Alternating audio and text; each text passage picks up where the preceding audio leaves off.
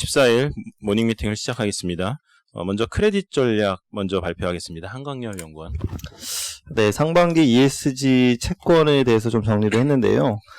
상반기에 바이러스가 확산됐음에도 불구하고 ES 채권 시장은 지난해에 이어서 가파르게 확대가 지속이 되었습니다. 그리고 또한 바이러스 사태로 인해서 그 중요성이 더 부각되었다라고 할 수가 있겠습니다. 올해 상반기 글로벌 쪽에서는 전년 대비해서 한 12% 정도 발행이 늘었고, 국내 같은 경우에도 25% 증가를 했습니다. 그리고 캐나다 리츠에서 채권을 ESG로 발행한다던거나, 아니면 유럽은행의 신종자본증권이 그린본드로 발행하면서 이런 그 형태들이 굉장히 다양화되고 있다. 그 다음에 수요 측면에서는 과거에는 이제 연기금 위주로 투자를 했었는데, 지금은 그게 자산 운용사로 좀 옮겨갔습니다. 국내에서도 미래에셋이 ESG 채권 펀드를 올해 최초로 출시를 했고, 특히 시티은행 같은 경우에는 ESG 채권 DCM 전담 사업부를 설립을 하는 등 전반적으로 이제 그 자산 운용 업계로 이런 흐름들이 좀 옮겨가고 있는 상황들입니다. 올해 상반기 인덱스 채권 성과는 일반 채권은 소폭 하회를 했는데요. 인덱스 기준으로 인덱스 같은 경우가 이제 아무래도 일반 채권에 비해서 그 구성 항목 수나 그 다음에 이제 규모 같은 경우가 좀 작기 때문에 어쩔 수 없는 상황인 것 같습니다. 그 다음에 이제 유럽 같은 경우는 최초로 그 ESG가 좀 활성화된 지역인데, 최근에 보면 EU 차원에서 비재무정보 공시 가이드라인을 제시를 하면서 앞으로 그 투명성과 좀 실효성이 좀 제고될 것으로 보고 있고, 이런 제도적 뒷받침이 확대되면서 앞으로는 더 ESG 채권 관련해서는 시장이 더 확대될 것으로 보고 있습니다. 그리고 또한 바이러스 사태로 인해서 이런 이제 환경과 그 다음에 사회 문제, 이런 이제 이슈에 대해서 좀 민감해질 수밖에 없고, 투자자들은 이런 리스크를 최소화시키려는 그런 노력 하에서 ESG 채권 쪽으로 더 투자를 확대할 것으로 저희는 보고 있습니다. 이상입니다. 유럽 같은 경우에는 그 ESG가 하회를 했다고 했는데, 혹시 다른 국가는 조금 상회되는 나라가 있는지? 그게 이제 유럽만 하회를 한 건 아니고, 지금 현재 글로벌 채권 ESG 인덱스가 있습니다. 글로벌이라서 전체적으로 보시면 되고, 그게 일반 채권 인덱스 성과를 언더퍼폼 했습니다. 아웃도 많이 할 수 있고, 언더도 많이 할 수 있는 상황인 것 같은데,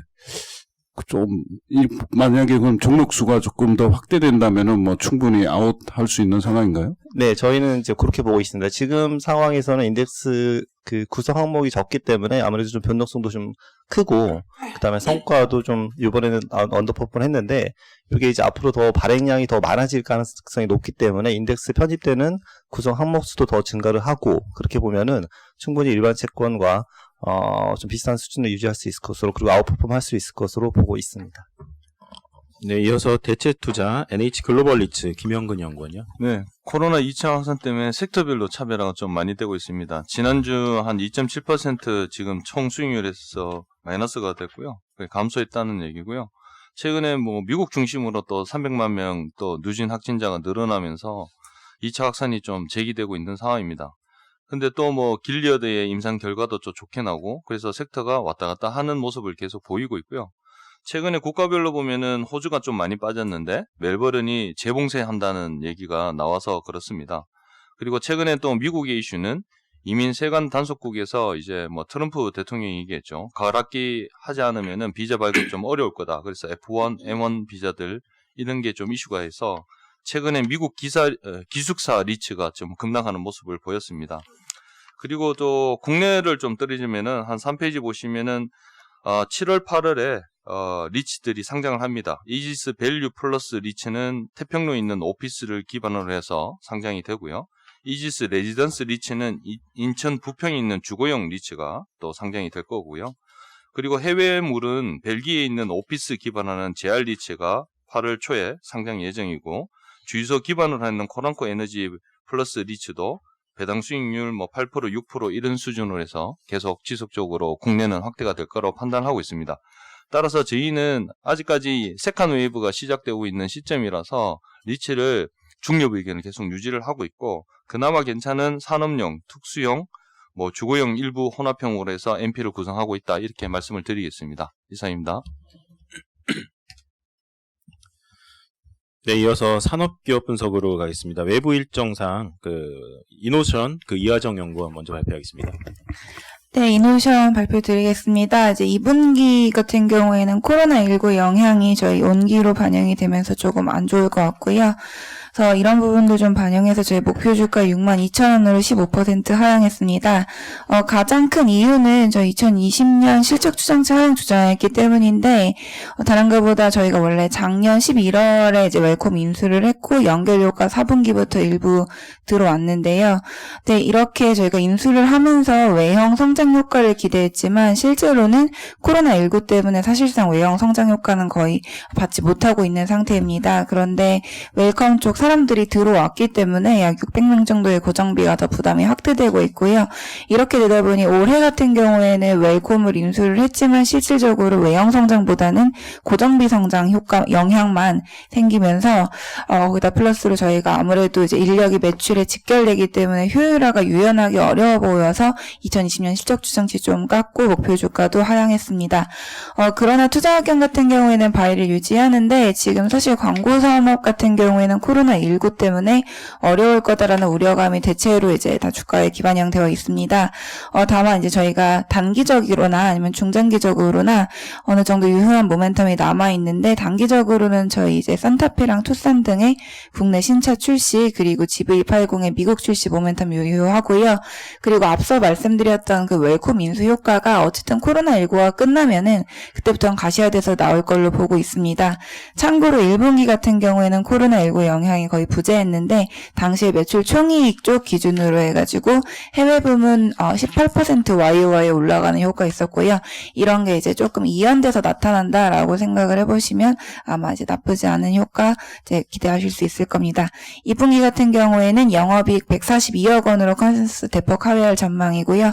해외랑 본사 둘 다 코로나 영향 받으면서 좋지 못할 거다라고 말씀드리고 있으면 3분기도 아마 유사할 거로 보고 있습니다. 이상입니다. 네, 3월달 저점에 비해서 현 주가가 저 정도 수준인 종목 참 거의 제가 보는 종목 중에서는 거의 처음인 것 같은데 뭔가 회사에 특별한 문제가 있지 않고는 저런 주가 흐름이 나올 수 있나 이런 생각이 들거든요. 일단 광고 같은 경우에는 사실 지금 다른 산업들 같은 경우에는 오히려 코로나 때 바닥을 찍고 거의 다 올라왔어요. 근데 광고 같은 경우는 이미 저희 회사 측에서도 우리는 해외 쪽 비중이 너무 높기 때문에 특히 저희 매출 비중 80%가 해외거든요. 그러다 보니까 아무래도 2분기에 1분기보다 조금 더 심하게 영향을 받을 거다라고 얘기를 했고 지금 2분기로 넘어오는 지금도 코로나가 해외에서 잡히지 않으면서 이게 3분기까지도 넘어갈 수 있다. 이런 식으로 말씀을 하시다 보니까 아무래도 조금 이제 나아지는 그 시점이 계속 느려지는 느낌입니다. 특히 최근에는 또 컨센서스 계속 내려가면서 주가 다시 빠지는 모습 보였습니다. 웰콤 회사에 대해서 좀 부연 설명 좀 부탁드릴게요. 어느 정도의 회사인지. 웰콤 같은 경우는 저희가 잘 못하는 디지털 부분을 조금 그래도 어느 정도는 잘하는 회사이고요. 저희 루이비통 같은 회사들을 이제 광고주로 가지고 있습니다. 저희는 일단 웰콤 같은 경우에는 현대차 쪽 물량은 전혀 하지 않고요. 빅캡티브 쪽만 하신다고 보면 되고 기본적으로는 호주 회사인데 유럽 쪽이랑 미국 쪽에 좀 익스포저가 있어서 저희 원래 넌캡티브가 25% 수준이었다가 웰콤 들어오면 30%까지 비중 올라올 수 있을 걸로 기대하고 있었습니다. 네, 이어서 지주회사 김동양 팀장입니다. 예, 지주회사 업종 투자 의견 중립으로 하향 조정하고요. 타픽으로는 기존의 SK 유지 그리고 새로 LG를 이제 두 종목을 말씀을 드립니다. 종목 투자 의견은 표지 아래에 저희 선호 순위대로 정리가 되어 있고요. 이번에 LS를 바이 상향했고 롯데지주하고 GS를 홀드로 하향 조정했습니다.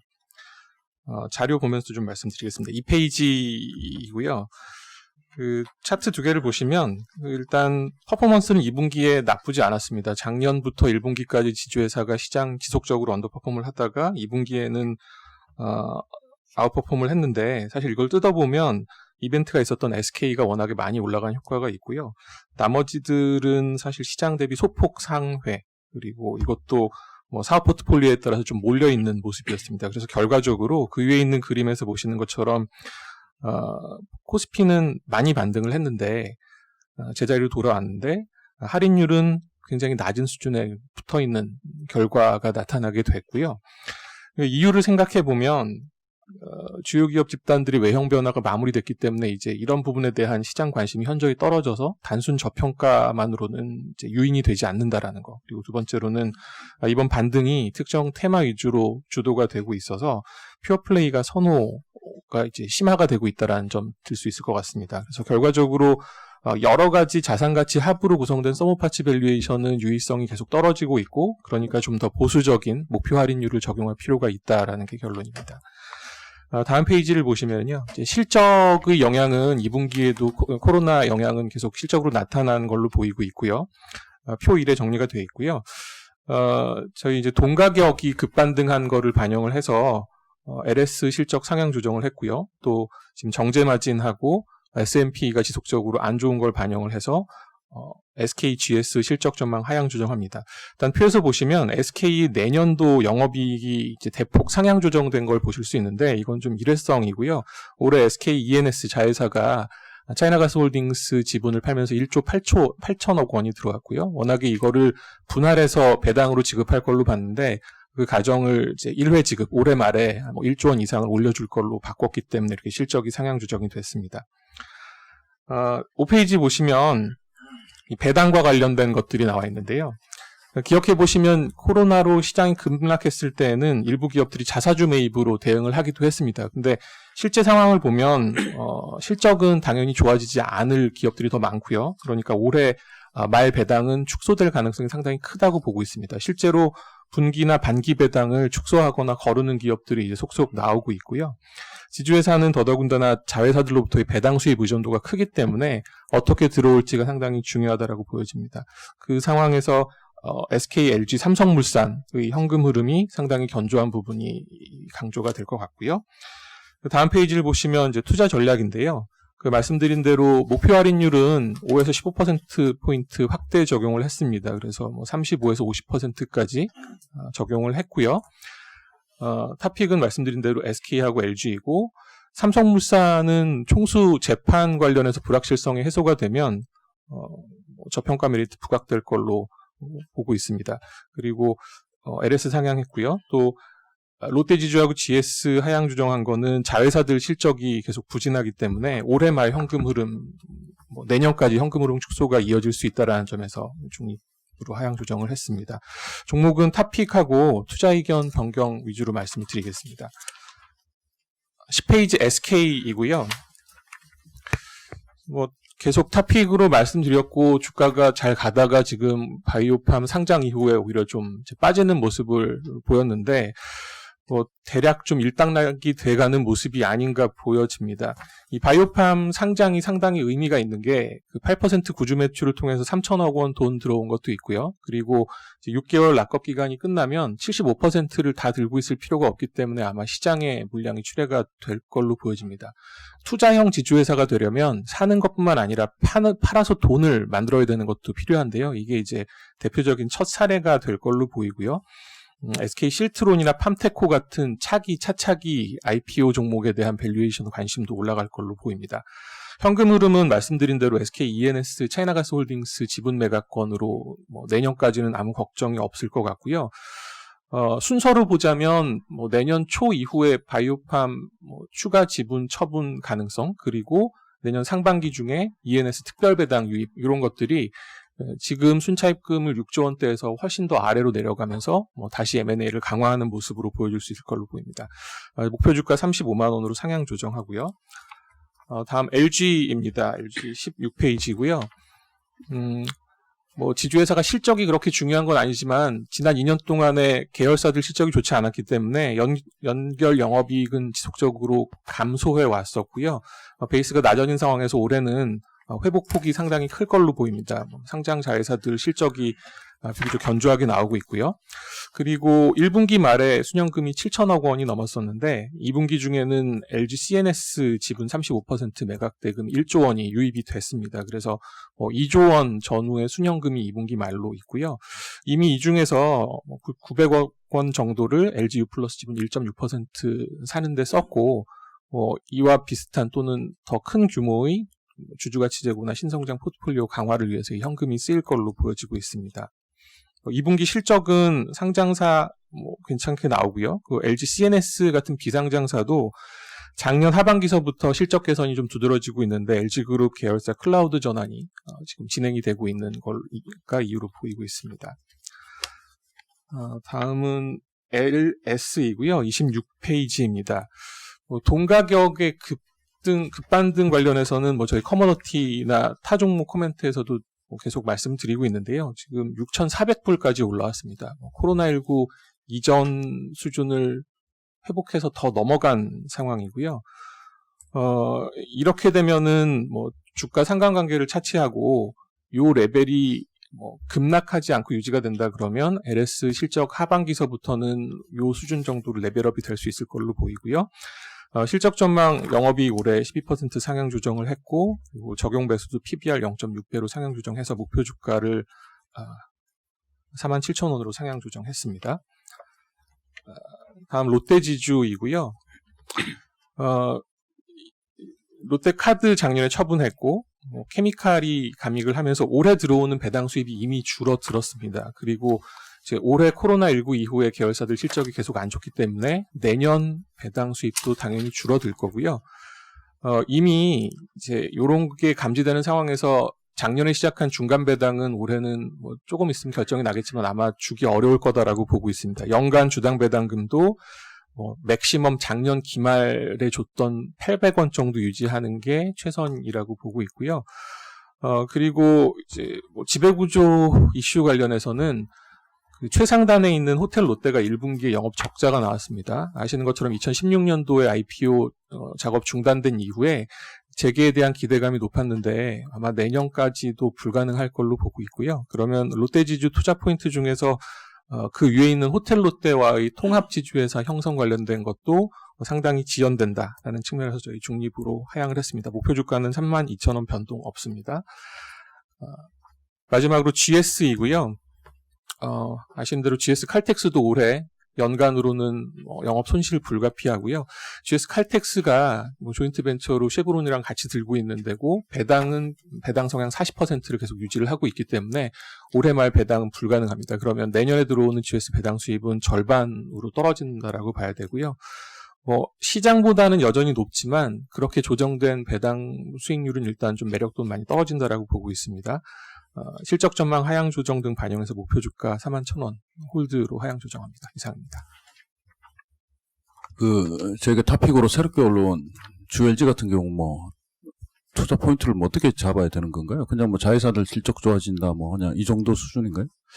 그러니까 지금도 할인율이 60%가 넘는데 할인율이 계속 컸기 때문에 이거는 특별한 이슈는 아닌 것 같고요.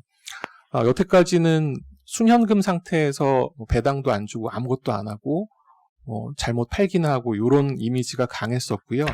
이제 구광모 회장 취임 이후 2년째가 돼가면서 이런 사업 포트폴리오 효율화에 대한 효과가 나타나고 있고, 그리고 배당은 아시는 대로 2018년부터 계속 높게 주고 있습니다. 올해도 작년 대비해서는 배당이 늘어날 걸로 보고 있고요. 그리고 이제 현금이 주체할 수 없을 정도로 쌓이고 있어서 지금 LG U+ 지분을 산 것도 그런 투자 차원이라고 이해를 할 수 있고요. 하반기에는 아무래도 이제 코로나19 영향을 받은 좋지 않은 기업들에 대한 IB 장이 크게 설 걸로 보고 있는데 여기에서 바이어로서 역할을 좀 보여주지 않을까 이런 기대감이 가장 큽니다. 저희 지속적으로 계속 투자 의견 홀더 가지고 있는 주 CJ 같은 경우 어떻게 보면 자회사들이 코로나 수혜로 됐거나 또는 그런 이유로 인해서 주가 퍼포먼스도 좋았는데 CJ가 계속 좀 홀드를 유지해야 되는 이유에 대해서 다시 한번 설명 부탁드릴게요. 예, CJ 사실 2분기는 퍼포먼스가 나쁘지 않았고요. 그 전에는 사실 언더퍼폼을 계속 했기 때문에 단기간으로만 보면 그런 말씀이 맞을 수 있을 것 같고요.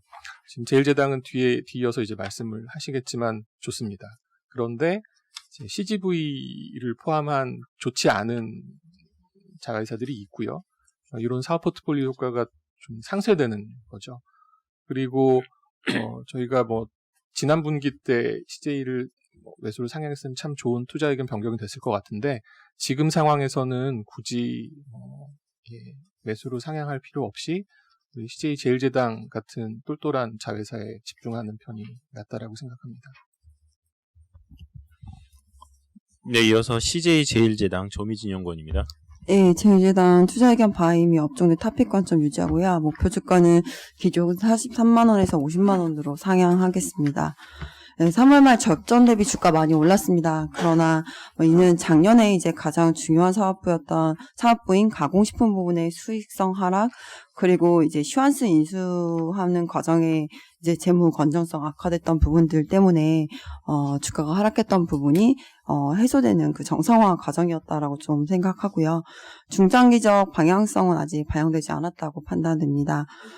여러 번 말씀드렸지만 음식료 기업들은 이제 내수 중심의 산업이라고 많이들 생각을 하시고, 이제 이런 고정관념을 탈피하고 이제 중장기적으로 외형 성장을 이룰 수 있는 업체들에게 이제 밸류에이션 리레이팅이 나오는데요. 이제 크게 세 가지 요인으로 정리 계속 드리고 있습니다. 첫 번째로는 해외 시장에서 고성장, 그리고 메가히트, 그리고 가정 간편식 매출 증가, 이렇게 좀 세 가지로 요약해 볼 수 있는데, 이 세 가지를 두루 갖춘 이제 가지고 있는 독보적인 음식료 업체라고 좀 판단이 됩니다. 우선 이 사업부별 이질성 때문에, 그리고 또 이익의 변동성 때문에 SOTP 밸류에이션 쓰고 있고요. 식품 부분에서 이제 최근에 이제 국내외 가공식품 동종업체들의 밸류에이션 상승된 부분들을 반영해서, 식품 부분의 EV/EBITDA를 8배에서 9배로 상향하면서 목표 주가 상향했고요. 아까 말씀드린 대로 올해 실적 개선은 이제 정상화 단계이고, 해외 시장의 성장 스토리는 이제 반영이 돼야 된다라고 좀 보고 있습니다. 슈완스 같은 경우는 일단 코로나19로 인해서 B2B 쪽 타격 불가피합니다. 그러나 워낙 이제 고마진 쪽 냉동피자 성장이 나오기 때문에 이 부분이 충분히 상쇄하고 있는 상황이고요. 매출액 자체도 두 자릿수로 성장 나올 것으로 예상이 됩니다. 그리고 올해 연말부터는, 아니면 이제 내년 초부터는 슈완스하고 그동안 이제 협업이 코로나19로 지연됐는데요. 이 부분이 다시 본격화되면서 슈완스 협업을 통한 이제 CJ제일제당이 원래 진행했던 미국 쪽 사업부에 대한 성장이 좀 더 가시화될 것으로 예상이 되고요. 그동안 조금 미미했었는데 중국이나 베트남도 올해 조금 성장률이 굉장히 크게 좀 나타나지 않을까 이렇게 예상이 됩니다. 따라서 이러한 부분들 반영했을 때 현재 주가 아직도 저평가 단계라고 판단됩니다. 이상입니다. 여기 숫자 보면 내년도 EPS가 20% 이상 감안하는 걸로 나오는데, 특별한. 이거 올해 일회성 때문이에요. 제가 계속 말씀드렸는데, 가양동 부지 올해 1분기 때 5천억 넘게 들어왔거든요. 이 부분 때문에 올해 순이익이 좀 많이 이제 일회성 이익 때문에 올라옵니다. 네, 이어서 해외 주식 NEC 박주선 연구원. 네, NEC 말씀드리겠습니다. NEC는 이번 7월 글로벌 얼버에 새롭게 편입한 종목이고요. 아시겠지만 NEC는 원래 90년대 일본의 반도체 전성기 시절을 대표하는 기업으로 유명하지만, 최근에 이제 반도체나 디스플레이 이런 IT 하드웨어 관련 사업은 대부분 정리하고, 현재 이제 IT 솔루션과 네트워크 서비스 사업이 좀 핵심인 기업입니다. 최근에 이제 투자 포인트로 주목하고 있는 건 이제 화웨이에 대한 제재 강화가 NEC의 이제 반사 수혜로 이어질 수 있다라는 점입니다. 아시다시피 네트워크 설비 시장은 화웨이나 에릭슨, 노키아가 이제 장악을 하고 있는데, 최근에 이제 화웨이에 대한 제재 강화로 NEC의 시장 점유율 상승이 기대되고 있습니다. 일본의 주요 통신사들은 이미 지난해부터 화웨이 대신에 NEC의 이제 기지국을 대안으로 선택해 왔는데, 최근에 이제 영국이나 캐나다, 프랑스, 그리고 인도 같은 국가들도 화웨이 기지국 배제 움직임에 동참을 하고 있는 상황입니다. 현재 NEC는 이 선도업체들과 경쟁하기 위해서 삼성전자와 제휴를 맺고 기지국 개발과 설비, 장비, 판매 이런 영업 부분에서 협력을 하고 있는데요. 이런 것들을 바탕으로 2030년까지는 시장 점유율 20%까지 상승할 것으로 계획하고 있는 상황입니다. 두 번째로는 이제 코로나19를 계기로 이제 생활 방식이 변화하면서 전 사회적인 이제 디지털 트랜스포메이션 진전의 수혜가 예상이 되고 있습니다. NEC는 일본 내 SI 시장의 주요 사업자로서 이 IT 시스템 개발에 오랜 업력을 보유하고 있는데, 이런 걸 바탕으로 이제 스마트 팩토리나 스마트 리테일 관련 사업을 실시하고 있고, 최근에 관련 수주 모멘텀도 양호한 상황입니다. 경영진은 특히 정부나 공공기관 그리고 통신 사업자들로부터 이제 수요가 좀 견조한 상황으로 실적에 대한 안정성이 높다라고 이제 가이던스를 제시한 상황이고요. 마지막으로 이 코로나19를 계기로 동사가 좀 주목받았던 이유 중에 하나가 이 생체인식 기술이 이제 글로벌 최고 수준입니다. 최근에 이제 마스크를 쓰고도 이제 인식이 가능한 제품을 좀 만들게 되면서 이번 분기의 제품화를 통해서 연간 전체 매출의 한 7%는 정도는 이 생체인식 관련한 사업에서 나올 것으로 예상을 하고 있고, 이를 통해서 이제 점진적으로 실적에 대한 기여도도 높여갈 전망으로 좀 생각하고 있습니다. 이상입니다. 일본 시장 내에서 밸류에이션 이 정도면 뭐 싼 거예요, 비싼 거예요? 저는 좀 싸다고 생각을 하고 있습니다. NEC가 이제, IT 솔루션 부문의 사업이 좀 더 큰데, 최근에 뭐, 관련 기업들이 이제 노무라 종합연구소나 뭐 오라클 재팬 이런 기업들은 대부분 PER 25배 이상 좀 받고 있는 상황이고, 해외 뭐 엑센추어나 이런 기업들도 마찬가지다라고 생각을 하고 있고요. 다만 이제 그 네트워크 서비스 부분이 뭐 노키아나 에릭슨을 비교해 보면 뭐 적당한 수준이다라고 보고 있지만, 전체적으로는 이제 IT 솔루션 부분이 좀 더 크기 때문에 여전히 밸류에이션은 좀 저평가 매력이 있지 않나 이렇게 생각하고 있습니다. 매출액은 거의 크게 변화 없는 것 같은데요. 원인은 어디서 그렇게 많이 올라오는 건가요? 이 매출액이 지금 줄고 있는 건 사실 올해 이제 코로나로 인해서 이 SI 쪽에 이제 수주 부문이 일부 좀 줄어든 부분들이 이제 반영이 되고 있는 상황인 것 같은데요. 그리고 이제 좀 경쟁이 과거에 좀 심하면서 좀 영업이익률이 높지 않았지만, 최근에 이제 동사가 좀 주력으로 하고 있는 부분, 통신 사업 쪽 이런 쪽에서 이제 수요가 늘어나면서 이익률도 조금 개선되고 있는 것으로 좀 보여지고 있습니다. 네, 이상으로 준비된 자료 발표 모두 마치겠습니다.